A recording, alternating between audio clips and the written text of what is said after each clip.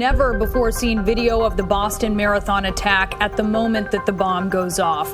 In one video shown for the first time in court today during Jahar Tsarnaev's trial, Tsarnaev appears to be seen. He's circled there. You can see him on your screen. He's watching the marathon. The first blast goes off.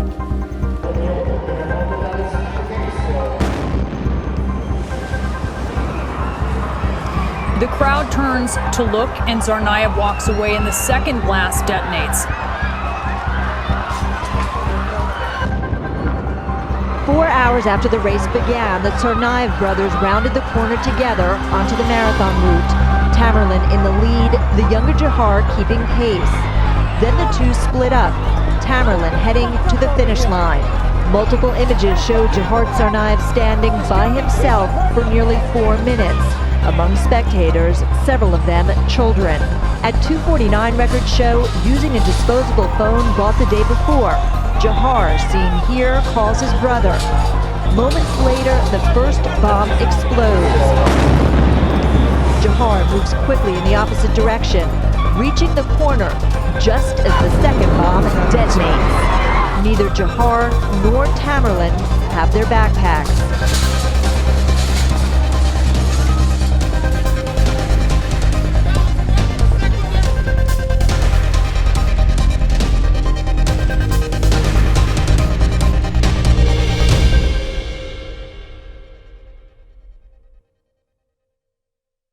The internet is host to many different social media platforms that many people have made a part of their everyday lives. The communities that each of these platforms foster vary widely from site to site. TikTok markets itself as a casual, non-professional platform, while sites like LinkedIn are widely used in the professional world. Social media sites may overlap in a few places, but are generally catered to a large group of people in an infinite scroll. Reddit, however, markets itself in the complete opposite way. Lots of niche communities combine to make one larger community. Because of this, Reddit earned itself the title, the front page of the internet, due to the ability to find information about any topic imaginable. Nearly any place, thing, or activity has a subreddit dedicated to it, with people that are passionate about the topic. Reddit is no stranger to finding itself embroiled in controversies. In the past, there have been subreddits that have existed that either push the boundaries of what is allowed on the site or are straight up illegal. Examples of this include r/shoplifting, which gave tips to Redditors on how to shoplift and not get caught, and r/jailbait, a subreddit dedicated to cataloging images of individuals that appeared to be underage, fostering a community of pedophiles that Reddit moderators turned a blind eye to for years. Conspiracy theories on their own are typically fairly harmless. The moon landing was staged. Bush did 9/11. The Roswell aliens. These are very common theories that don't really harm anyone, but they definitely make people give you some weird looks. r/Pizzagate was a subreddit that was dedicated to uncovering a child trafficking ring in the Democratic Party. Members of r/Pizzagate often posted personal information of people who they believed to be connected to the trafficking ring. Despite being a huge breach of privacy for the accused, Reddit still hesitated to take action on this issue. Reddit's continued negligence in taking action has resulted in many more harmful communities developing on the site. One such subreddit was r/FindBostonBombers. On April 15th, 2013, in Boston, Massachusetts, runners lined up for the 117th annual Boston Marathon. The marathon progressed as usual until 2:49 p.m. when two improvised explosive devices detonated 14 seconds apart. These IEDs were homemade, constructed crudely out of pressure cookers, and detonated 190 meters from the finish line. Tragically, 3 people were killed in the detonation, and about 264 people were injured as a result of the blast. Police and firefighters were quickly on the scene, but there was little evidence of who created the devices in the first place. There was, however, security footage of 2 unknown individuals who were possibly connected to the incident. Footage of the individuals was made public, and officials asked anyone with information on the 2 people depicted to come forward. Shortly after the events that occurred at the Boston Marathon, a subreddit was created titled r/FindBostonBombers. The goal of this subreddit was to identify the perpetrators of the bombings and to help bring them to justice. Using the Wayback Machine, we can see what the subreddit looked like around the time that it was created. Many of the threads in the subreddit focused around typical theory crafting, and very few actually outright incriminated any individuals. However, the road to hell is paved with good intentions. On March 21st, 2013, a month before the events of the marathon, a missing person ad appears in The Cowl, a public newspaper of the Providence College. The ad was posted by the mother of Sunil Tripathi, a student at Brown University. The ad reads as follows: Sunil Tripathi, a 22-year-old Brown University student on approved leave, has been declared missing. Tripathi was last seen on Saturday at 11 a.m. on his Angel Street sublet. He left home on foot, leaving behind his wallet, cell phone, and other personal possessions. It is believed that he has very little money on his person, which would suggest he has not ventured far. The ad also begged readers to contact the local police with any information about the whereabouts of Sunil. Sunil's mother created a Facebook page where she posted several posts with more information about her missing son and images to help identify him. The first post that Ms. Tripathi posted stated that police have called all the hospitals. Law enforcement has conducted searches of riverbanks and foot patrols. There have been no transactions or withdrawals on Sunil's credit card. Because he left his phone, there are no phone records.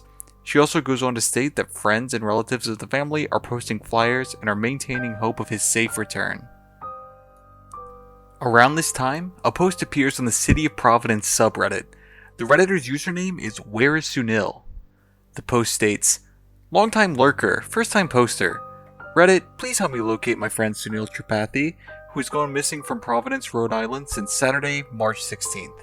The poster goes on to state, he's 6 feet tall, 130 pounds, with brown eyes and short brown hair. He left wearing blue jeans, a Philadelphia Eagles beanie, and a black sweatshirt. He does not have his ID, wallet, or cell phone. Sunil has been struggling with depression since he took leave of absence from Brown last year. A note suggestive of suicidal intent left behind in his apartment has his family extremely worried. They are currently in Providence helping the police search for him. Sunil is a kind, gentle, and shy young man. All we want is for him to return safe and well.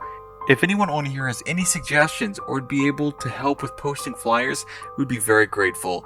We've also created a Facebook page to help raise awareness, which you can view here. Thank you all for your help. The link attached to this post redirects users to the Facebook page that was created by Sunil's mother. On April 18th, a post emerges on r/find Boston Bombers, showing the images of Sunil Tripathi from his mother's Facebook page. The post states, recently missing Brown University student Sunil Tripathi and suspect number 2 share similar hair, ear structure, brow structure, and face shape. This post started to gain some traction in the community, resulting in a wildfire of information being spread. The language when speaking about Sunil quickly became incredibly offensive and hostile, despite the only information to back up the claim being an incredibly grainy image. One comment stated, "It's alright, I thought the same, and got the same reaction. I think anyone that merely mentioned this idea got the same 'how dare you' response, which is dangerous. People are timid now. All investigations start with a crazy hunch, and if that hunch is wrong, then it will be quickly dismissed. But they have to start somewhere." Another comment stated, "Fuck, just look at his name. He's the bomber for sure." Another says, "Wait, that's not a Muslim name. Phew." Another Redditor quickly responded, "Pakistani, a predominantly Muslim country. Whoever this terrorist is, he's such a sniveling punk. I hate his face." On the same day, a post was made on the front page of r/find Boston Bombers that stated, "I want suspect 2 captured alive. Not only do I want to hear his motives, but would also help conspiracy theorists realize they aren't always right. While some conspiracy theories make sense to me, and I may or may not be partial to believe some, it would just be beneficial to confirm this for my own sanity. Anyone else feel the same?" One Redditor responds, "As an attorney, I also want him captured alive so he can stand trial before a judge and jury who can impartially decide his fate." To which another Redditor states, "As a former military man, I would like to see him shot by a firing squad in the field." Another Redditor responded by stating, "As a non-attorney, I want him to have a long and drawn-out end. I'd like him to have an impartial trial without some absurd loophole or plea deal where he says why he did it and lets him spend the next 65 years in a prison, living a better life than many struggling Americans." Language like this was common on Reddit at the time. While many of the Redditors knew that Sunil Tripathi was most likely innocent, a few went out of their way to harass and attack the family of Sunil. Much of the hate from Reddit was funneled through the Facebook page, resulting in Sunil's mother, family, and friends taking the brunt of the drama. Later in the day, on the 18th of April, the media's silence was broken with news of 2 shootouts that occurred involving the suspects of the marathon bombing. Around 7:40 p.m., the pair of terrorists shot and killed Sean Collier of the Massachusetts Institute of Technology in an attempt to steal his firearm. The two then proceeded to steal a vehicle and take Chinese national Dun Ming hostage. The 2 men forced Ming to withdraw money from an ATM at gunpoint to be used at a gas station for snacks and gasoline. While the 2 were preoccupied with fueling the vehicle and shopping, Ming escaped from the SUV and ran across the street to call 911 on a clerk's cell phone. Ming left his cell phone in the vehicle, allowing authorities to track the pair to Watertown, Massachusetts. Law enforcement apprehended the vehicle and were quickly fired upon by the pair. The pair utilized many different firearms and fatally shot a BPD officer. Once in custody, the 2 individuals were identified as Tamerlan Tsarnaev and his brother, Johar Tsarnaev, not Sunil Tripathi. On April 25th, Sunil Tripathi's mother posted the following.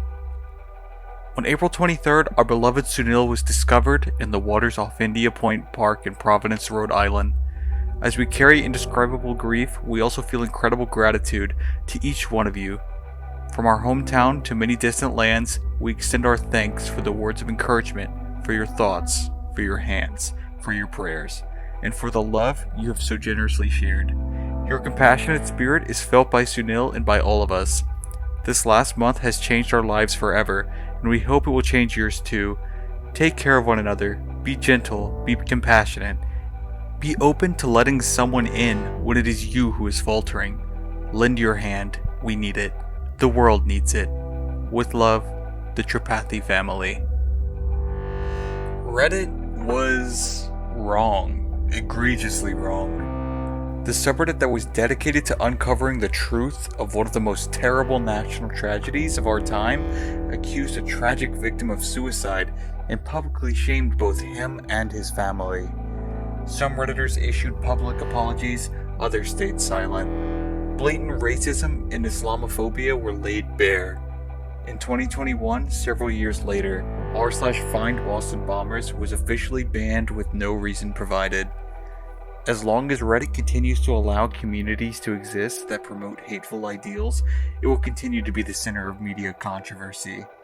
Innocent families will be attacked and legacies will be tarnished unless Reddit finally takes a stand against the egregious actions of some of its communities. In the words of the Tripathi family, take care of one another, be gentle, be compassionate, be open to letting someone in when it is you who is faltering. Lend your hand, we need it, the world needs it.